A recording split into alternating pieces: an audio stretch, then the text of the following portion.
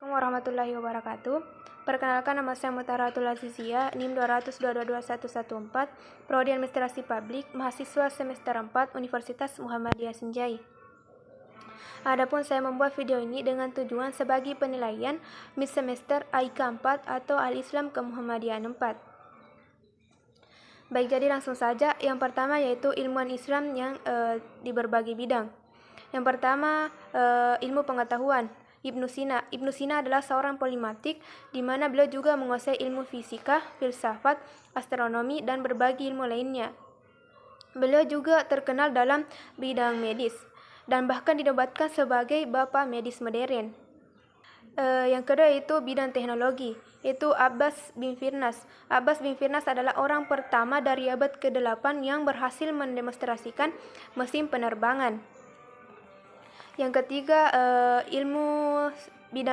bidang ilmu seni, yaitu Al-Kindi. Al-Kindi adalah orang pertama yang dikenal sebagai filsuf agak dari kalangan Islam.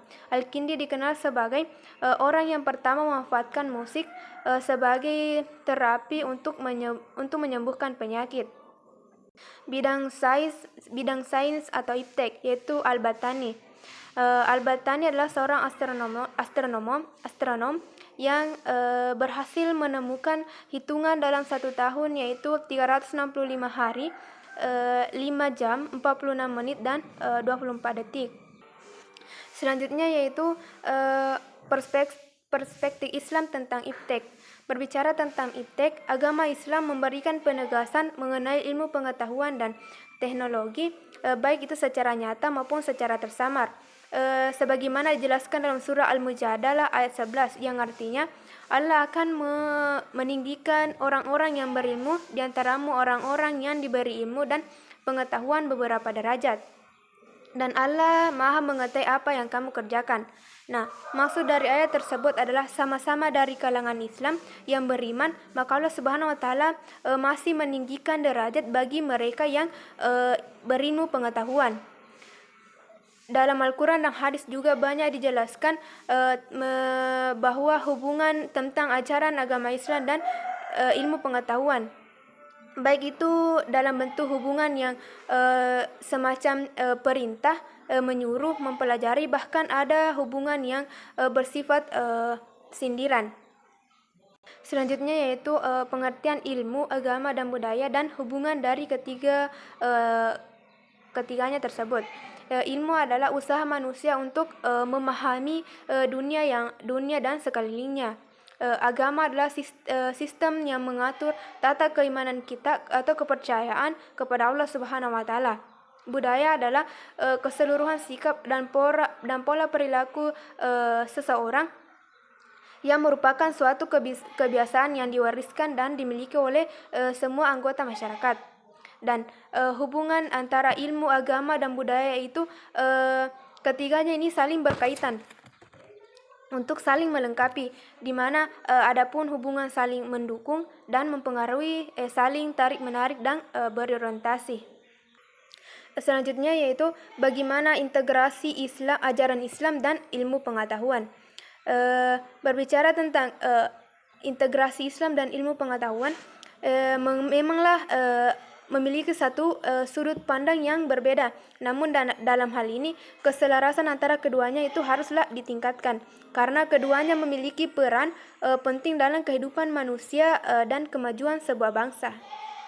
Selanjutnya itu maksud dari slogan ilmu untuk ilmu. Berbicara tentang ilmu, sebagaimana dijelaskan dalam hadis, yaitu talabul ilmi faridatun ala kulli muslimin. Menuntut ilmu wajib bagi hukumnya bagi seorang muslim. Nah,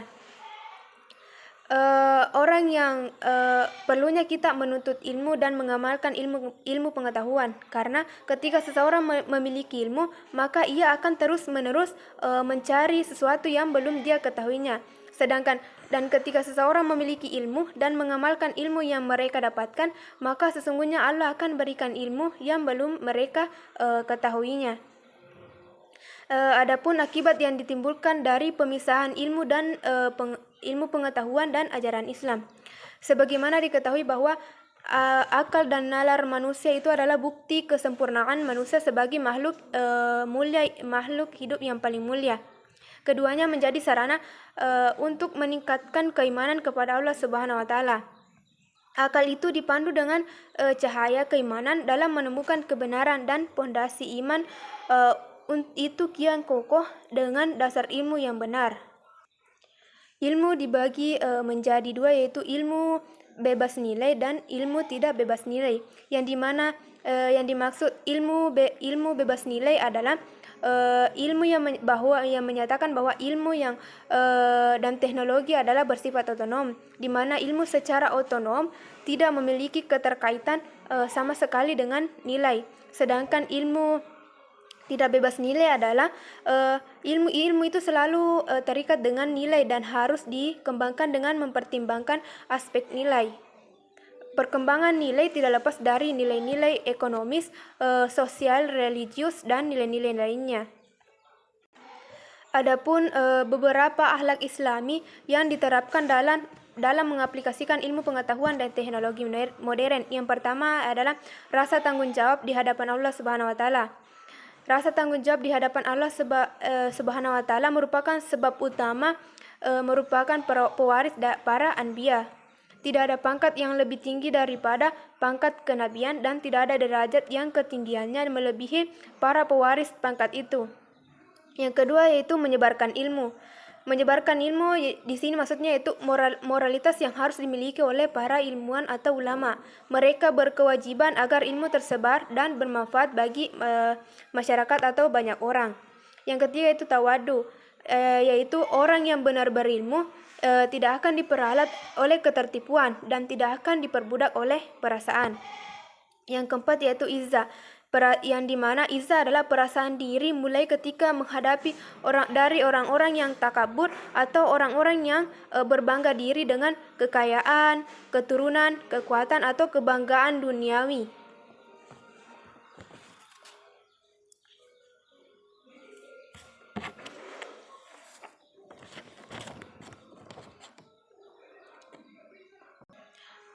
Selanjutnya itu perbedaan ayat qauliyah dan ayat kauniyah.